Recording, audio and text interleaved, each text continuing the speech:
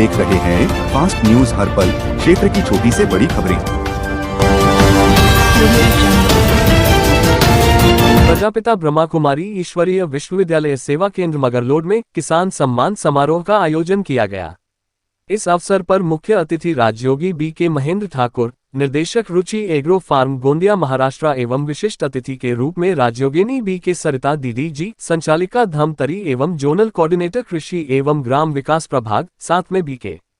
Centre Dhamtari से BK. Prajakta, BK. सरस, BK. Navneeta एवं Kurud centre से बी.के. सुनीता बहन जी व आमंत्रित किसान भाई उपस्थित रहे। कार्यक्रम का शुभारंभ किसान सशक्तिकरण नाटक एवं छत्तीसगढ़ी गीत नृत्य के पश्चात दीप प्रज्वलन के साथ हुआ। स्वागत भाषण सेवा केंद्र संचालिका बी.के. अखिलेश दीदी द्वारा प्रस्तुत किया गया। वहीं आए सभी आमंत्रित भाई बहनें अपने उद्गार दिए। उक्त कार्यक्रम मगरलोड के ब्रह्मा कुमारी सेवा केंद्र में हुआ। लेक्चर करने वाले तो बहुत लोग मिल जाएंगे ना, लेकिन एक प्रैक्टिकल खुद करता हूँ और इतनी पढ़ाई करने के बाद इतनी अच्छी जॉब छोड़कर आकर इन्होंने खेती को संभाली, तो इनके जैसा उदाहरण और कोई हो सकता है? क्योंकि आप सोचिए, मैं एक कटु सत्य की बात कहती हूँ कि आप सब किसान भाई बैठे हैं और यदि आपके यहाँ दया की करो, तेरी आराधना करूं, तेरी आराधना करूं, पाप क्षमा कर जीवन दे, दया की कामना करूं, तेरी आराधना करूं। तू ही महान सर्वशक्तिवान, तू ही है मेरे जीवन का आधार, तू ही महान सर्वशक्तिवान, तू ही है मेरे जीवन का आधार। तुम ही हो साथी, तुम ही सहारे, तुम ही हो साथी, तुम ही सहारे, तेरी आराधना करते जगवासी, जीवन में मेरी तो महिमा पाए, ऐसा ही साधना करूं, पाप क्षमा कर जीवन दे, दया की कामना करूं, तेरी आराधना करूं। हर एक मन की ज्योति जला दे, तू ही तो ज्योति है निराकार। हर एक मन की ज्योति जला दे, तू ही तो ज्योति है निराकार। इस ज्योति से जग उजियारा, इस ज्योति से जग उजियारा, तू ही तो ज्योति है महाकाल, जीवन में मेरी तो महिमा पाए, ऐसा ही साधना करूं, पाप क्षमा कर जीवन दे, दया की कामना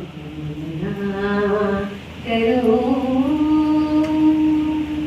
तेरी आराधना करूं। ओम शांति। पढ़े लिखकर हम बड़े गए, शहर में गए और वो अपने किसानों के लिए आपने क्या किया, तब मुझे लगा कि मेरी जरूरत बम्बई में नहीं है, मेरी जरूरत गांव में है। 1997 में मैंने नौकरी छोड़कर, मुंबई छोड़कर अपने गांव में आया और मैंने सोचा कि हमने ऐसा कुछ करना चाहिए जो खेती से संबंधित हो। धान आप लगाते हैं, हमारे यहाँ भी वही है। हम तो ये समझ चुके हैं, या पहले ऐसा होता था कि हम धान के अलावा कुछ उगा ही नहीं सकते, लेकिन ऐसा कुछ नहीं है। तो फिर हमने अलग अलग प्रकार की खेती करने की कोशिश की। तो एक उदाहरण मैं इसलिए आपको बताना चाहता हूँ कि ये कैसे मन में आया और कैसे ये यौगिक खेती के प्रोजेक्ट की शुरुआत हुई। तो सबसे पहले तो ये होता है कि अगर हमने ज्यादा पढ़ लिख लिया ना, तो जैसे दीदी ने बताया हमको तो बहुत कुछ समझता है, तो हम सबसे पहले साइंस जो पढ़े हैं उसके हिसाब से काम करेंगे, जो हमने सीखा है उसी को इस्तेमाल करेंगे। तो हमने खेती खरीदी, खेती लगाई, खेती में अलग अलग प्रकार की फसल लगाई, तो उसमें हमने केला लगाया, पपीता लगाया और भी बहुत सारी चीजें लगाई। तो एक उस समय का उदाहरण, ऐसे तो बाद में भी बहुत सारे किस्से हैं जो मैं शॉर्ट में आपको बताऊंगा। तो पहला और आखिरी का मैं बताता हूँ। तो पहले बार ऐसा हुआ कि हमने केले की फसल लगाई, बहुत अच्छे से पूरी इजराइल टेक्नोलॉजी, ड्रिप इरिगेशन, पानी वो टिबक से देने का, सब खाद देने का। और वो जो होते ना साइंटिस्ट होते, तो वो बताते कि अगर छोटा पौधा है तो उसको क्या देना चाहिए, बड़ा होगा तो क्या देंगे, फ्लावरिंग स्टेज में रहेगा तो क्या देंगे। तो ऐसा ही हमारा सब कार्यक्रम चलता था। और केले की फसल लगाने के बाद में केला बहुत अच्छा आया। तो लोग बोलते थे, अरे इधर उधर कश्मीर जाने की क्या जरूरत है, इतना अच्छे हरियाली अगर देखना है तो आप बोलिया में आओ, क्योंकि 120 एकड़ में से 60 एकड़ में कंप्लीट केला लगाया गया था। पहली बार लोगों ने देखा था कि केला यहाँ लगा हुआ है। कहानी यहाँ से शुरू होती है। जब ये अच्छी फसल आई और सब कुछ अच्छा हुआ, तो उसका वो ये निकलता है ना, फूल निकलता है, फल तैयार होते हैं, उसको क्या बोलते हैं, केले का, है ना। हमारे हिंदी में घर बोलते हैं, लूम बोलते हैं उसको। जब वो बाहर निकला, बाद में वो जब बड़ा होता है तो उसका वजन बढ़ता है। कुछ समय के बाद में ऐसा पता चला कि शाम के समय पेड़ खड़ा है, वजन ज्यादा है नहीं, तूफान है नहीं, तब भी वो पेड़ अंदर से बीच में से टूट रहा है और गिर रहा है। कितने पेड़? एक साथ 10, 20, 25 पेड़ फटाफट गिरते थे। क्या करेंगे ऐसे इसमें? क्योंकि तूफान आए तो समझ सकते हैं, हवा आए तो भी समझ सकते हैं, वजन भी कम है। उस समय फिर हमने उसी को फोन लगाया जो हमारे गाइड थे कि ऐसा ऐसा हो रहा है और पौधे तो गिर रहे हैं और अब हम कुछ भी नहीं कर सकते। तो कुछ लोगों ने बोला, नहीं वो जो बांस आता है ना उसका ऐसा बनाओ और उसको सपोर्ट दो। किसी ने बोला रस्सी से बांधो। कितने पेड़ बांधोगे? 60 एकड़ में एक एकड़ में 1400 पेड़ लगते हैं। कितने पेड़ को बांधेंगे और कब तक बांधेंगे? तो वो भी संभव नहीं था। फिर हमने उनको फोन लगाया, तो मैंने बोला भाई तूफान भी नहीं है, ज्यादा वजन भी नहीं है, फिर भी पेड़ अगर बीच में टूट रहा है तो इसका कारण क्या है? तो वो जो सबसे प्रगत जो कृषि में देश है वो है इजराइल। तो उस कंपनी के एक एग्रोनॉमिस्ट थे, तो उन्होंने पूछा, मैंने उनको जब पूछा तो उन्होंने बताया कि क्या कारण क्या है। उन्होंने बताया प्लांट इज अंडर स्ट्रेस, मतलब पौधा तनाव में है और इसीलिए वो गिर रहा है। मैं सोचा तनाव तो आदमी को होता है, पौधे को तनाव आ गया। अच्छा आदमी को आए तनाव तो क्या करेंगे? किसी के पास लेके जाएंगे ना, या तो उनको अच्छे ट्रीटमेंट, दोस्त भाइयों के पास कोई काउंसलिंग करेगा, आजकल काउंसलर होते हैं, डॉक्टर के पास लेके जाएंगे। पौधे को किसके पास लेके जाओ? मैंने बोला ये तो हद हो गई। अब इसका तनाव अगर दूर करना है तो हमारे पास दूसरा कोई रास्ता नहीं। और ये हकीकत है, जब सारे रास्ते बंद हो जाते हैं तो ये रास्ता तो खुला रहता है। वो कौन सा? भगवान के दरवाजे 24 घंटा शुरू रहते हैं। हम जाते नहीं है, हम उधर लगाते नहीं अपनी मन बुद्धि को, अलग बात है। तो फिर हमको लगा कि अब तो हमारा कोई सहारा है नहीं, क्योंकि ऐसा अगर चला तो पूरा खेल खत्म। शायद दोबारा खेती करना ही छोड़ सकते थे, क्योंकि क्या करोगे, एक बार कर्जा ले लिया, पैसा लगा दिया और सब कुछ खत्म हो गया, दोबारा वो करने की किसान हिम्मत ही नहीं कर सकता। तो हम सुबह उठते थे, 5 बजे के आसपास खेत जाते थे। पापा, मैं और ब्रह्म कुमारी आश्रम के 2 भाई, ऐसे डीके भाई थे, ब्रह्म कुमार थे, हम जाते थे, लेकिन किसी को बताते नहीं थे क्या करते जाते। क्योंकि ऐसा लगता था कि ये बताएंगे ना कि पेड़ को हम योग करते हैं, उसको ताकत देते हैं, उसको सकाश देते हैं, तो कौन मानेगा। और हमारे ऊपर हमको कोई विश्वास मतलब कोई अनुभव भी नहीं था।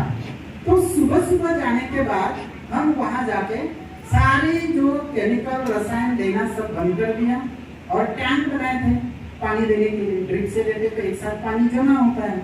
और वहां भी हम जाके एक जगह जाके हम अभ्यास करते थे और योग करते थे। वो किस तरह से करते थे, क्योंकि नए लोगों को मैं बताऊंगा कि देखो जो भी फसल हमने लगाई है वो प्रकृति के 5 तत्वों का उसमें सहयोग चाहिए। तो हम उस प्रकृति के 5 तत्वों में से एक जैसे हवा है, पानी है, सूरज है, इनको हम इमर्ज करते थे, मतलब याद करते थे। सूर्य देवता है, अग्नि देवता है, फिर वायु देवता है, जल देवता है, इनको हम याद करते थे कि हे जल देवता, तुम्हारे पास ये ताकत है कि ये जो जितने पेड़ पौधे हैं ना, इनको स्वस्थ रखने की ताकत तुम्हारे पास है। इस धरती में जो अनन्य जीवाणु हैं, वो जीवाणु उसको खाद और शक्ति देने का काम कर रहे हैं। और परमपिता परमात्मा जो सबका पिता है, जो सर्वशक्तिवान है, ये तो गजब हो गया, कमाल हो गया प्रकाश भाई। तेरे आने से हम बर्बाद होने से बच गए। सच बात है, प्रकाश ने हमें रास्ता बताया और हमारी फसल बचा ली। प्रकाशवा, अरे ओ प्रकाशवा, बचा लो हमारी फसल को। ये 4 दिन हो गए लेकिन दवाई का कोई असर ही नहीं पड़ रही है। मेरी तो धीरजता ही खत्म हो गई।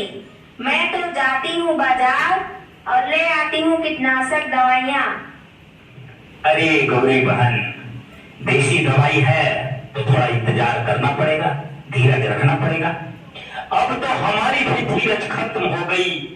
तुम्हारे रास्ते नहीं आऊंगा।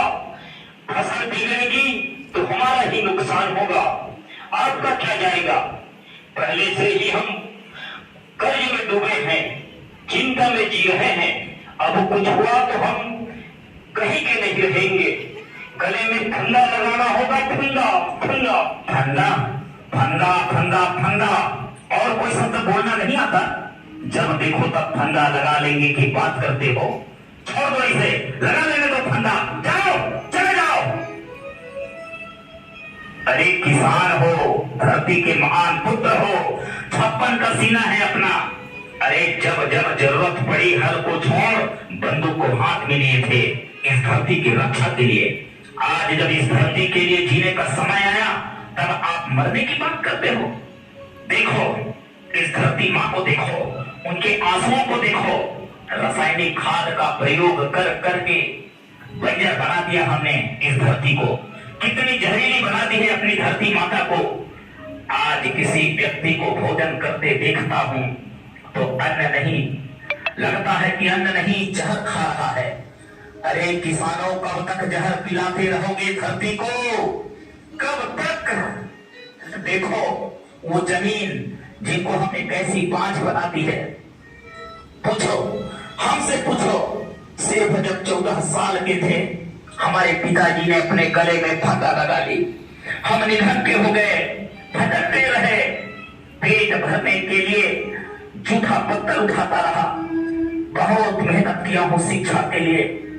हमदर्दी थी हमारे मन में कि किसी किसान को फंदा लगाना ना पड़े। खेती बाड़ी की माँ धरती के आंसुओं को पोंछने के लिए पूरी जिंदगी को सफल बनाने के लिए एक ही रास्ता पकड़ा और इतने साल तक इंतजार किया। और आप 4-5 दिन भी धीरज नहीं रख सकते? जाओ जाओ, लगा लो अपने गले में फंदा। जाओ, बस कर प्रकाश, बस कर यार। हम भटक गए थे लालच के बहकावे में, अब नहीं भटकूंगा। 4-5 दिन क्या, पूरी जिंदगी बलि देना होगा तो भी मैं तैयार हूं।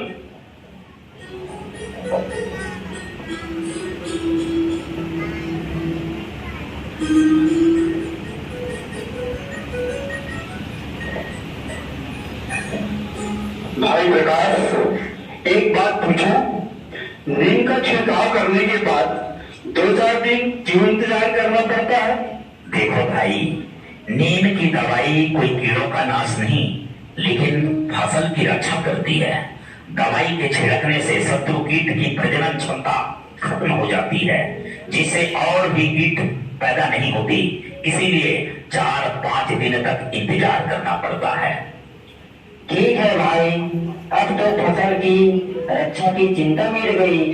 फिर तो अब खेतों में पानी भराने के बाद 8-10 दिन तो शांति ही शांति है, शांति ही शांति।